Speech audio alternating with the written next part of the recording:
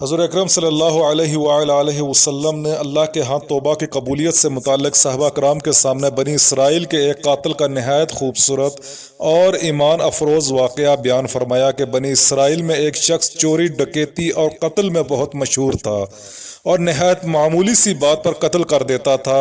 ہوتے ہوتے اس کے ہاتھوں سے 99 افراد کا قتل ہو چکا تھا۔ اس کے بعد اس کے دل میں احساس پیدا ہوا کہ مجھے بھی تو اللہ کے ہاں جانا ہے۔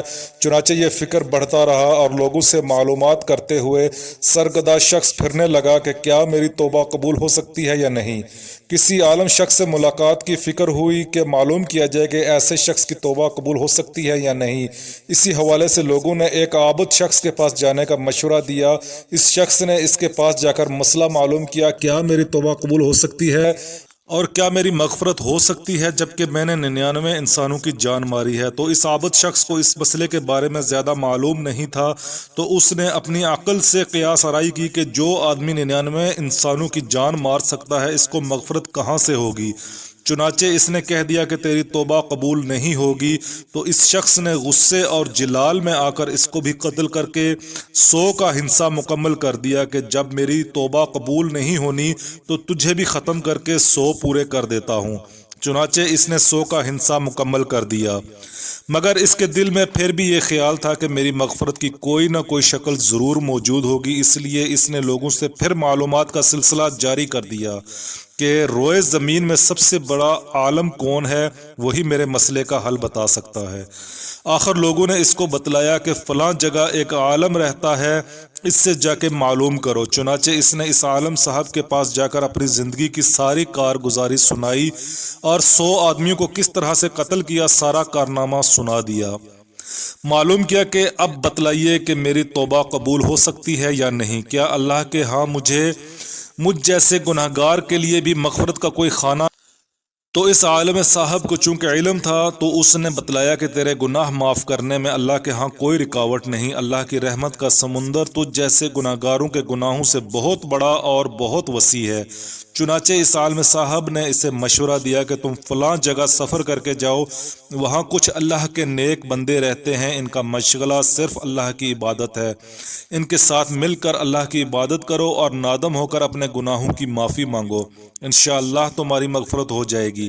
جب اس شخص نے آدھا راستہ طے کر لیا تو ملک الموت آ گئے۔ اب اس کی روح لے جانے کا مسئلہ کھڑا ہوا۔ آسمانوں سے رحمت کے فرشتے بھی آئے اور عذاب کے بھی۔ رحمت کے فرشتے کہنے لگے اس کی روح لے جانے کا حق ہم کو ہے، اس لیے کہ یہ سچے دل سے تائب ہو کر عبادت کے لیے جا رہا ہے۔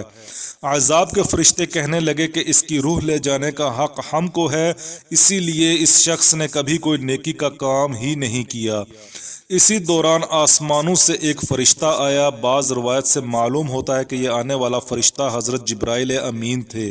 چنانچہ اس فرشتے نے تشریف لا کر ان دونوں طرح کے فرشتوں کے درمیان یہ فیصلہ کیا کہ دونوں طرف کی مسافت ناپ کر دیکھ لو، جہاں سے آ رہا ہے اس کی مسافت قریب ہے یا جہاں جا رہا ہے وہاں کی مسافت، لہٰذا جہاں کی مسافت قریب ہو اس شخص کو وہاں والوں میں شمار کر دیا جائے۔ چنانچہ دونوں طرف کی زمین ناپ کر دیکھی گئی تو جہاں جا رہا تھا وہاں کی مسافت جہاں سے آ رہا تھا اس کے مقابلے میں صرف ایک بالشت قریب ہے۔ چنانچہ فیصلہ ہوا کہ اس کو رحمت کے فرشتوں کو لے جانے کا حق حاصل ہوگا۔ چنانچہ اللہ تعالیٰ کی طرف سے اس کی مغفرت کا اعلان ہو گیا۔ ایک روایت میں آتا ہے، قتادہ رضی اللہ تعالی عنہ فرماتے ہیں کہ حسن رضی اللہ تعالی عنہ نے فرمایا کہ ہم سے یہ ذکر کیا گیا ہے کہ اس شخص کے پاس جب ملک الموت آئے تو وہ شخص سینے کے بل اس سرزمین کی طرف گھسیٹتا چلا گیا۔ حدیث قدسی میں آتا ہے کہ میں اپنے بندے کے ساتھ اس کے گمان کے مطابق ہوتا ہوں اور وہ جہاں بھی یاد کرے میں اس کے ساتھ ہوں۔ بخدا اللہ تعالیٰ اپنے بندے کی توبہ سے اس سے زیادہ خوش ہوتا ہے جتنی خوشی تم میں سے کسی ایسے شخص کو ہوتی ہے جس کا جانور بیابان میں گم ہو کر پھر اسے مل جائے۔ اور جو شخص ایک بارش میری طرف آتا ہے میں ایک ہاتھ اس کے قریب ہو جاتا ہوں، اور جو شخص ایک ہاتھ میرے قریب آتا ہے میں ایک با یعنی پھیلائے ہوئے دونوں ہاتھوں کے درمیان کی مسافت کے قریب جاتا ہوں، اور جب وہ میری طرف چل کر آتا ہے تو میں اس کی طرف دوڑ کر آتا ہوں۔ سبحان اللہ۔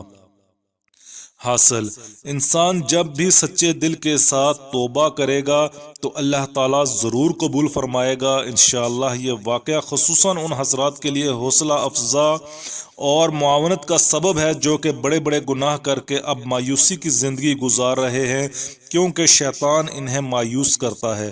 بہرحال گناہگار کو شیطان کی باتوں میں آ کر مایوس نہیں ہونا چاہیے، بلکہ اللہ کی رحمت سے اچھی امید رکھ کر سچی توبہ کے ذریعے اپنے آپ کو پاک و صاف کر لینا چاہیے۔ اللہ تعالی ہم سب کو عمل کرنے کی توفیق عطا فرمائے، آمین۔ ویڈیو کو ضرور شیئر کریں کیونکہ یہ قیامت تک آپ کے لیے صدقہ جاریہ ہے، اور چینل کو بھی سبسکرائب کر دیں۔ جزاک اللہ۔